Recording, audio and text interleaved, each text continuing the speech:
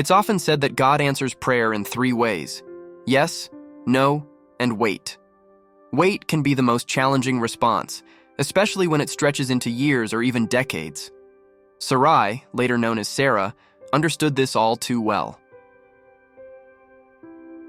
God had promised Abraham that she would bear a child, establishing a nation through her lineage. Yet, years turned into decades, and Sarah remained childless.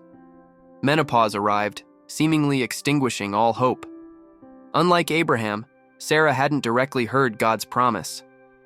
Doubt crept in. Could her husband have misunderstood? In her doubt, Sarah resorted to a common human tendency, taking matters into her own hands, attempting to help God. In that era, it was customary for a barren woman to offer her husband a handmaid. The handmaid's children would be considered the wife's, raised as adopted heirs. Following this custom, Sarah persuaded Abraham to have a child with Hagar, believing this might be how God's promise would be fulfilled.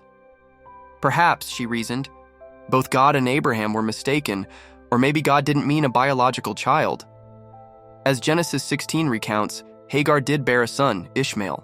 However, this decision led to conflict between Sarah and Hagar, and later between Ishmael and Isaac. Centuries later, this conflict would manifest in wars between Judaism and Islam, the two nations descended from Abraham's sons. While God did ultimately fulfill his promise to Sarah with the birth of Isaac, we're left to ponder. Would the path have been smoother if she had simply waited for God's timing? Waiting for answered prayer is undeniably difficult and often painful. God understands this struggle, and he encourages us to express our longings to him. He sometimes guides us on a journey that eventually leads to answers. However, Sarah's story serves as a cautionary tale against helping God or acting based solely on logic without seeking his peace. It is always better to seek God's guidance and navigate periods of waiting according to his will.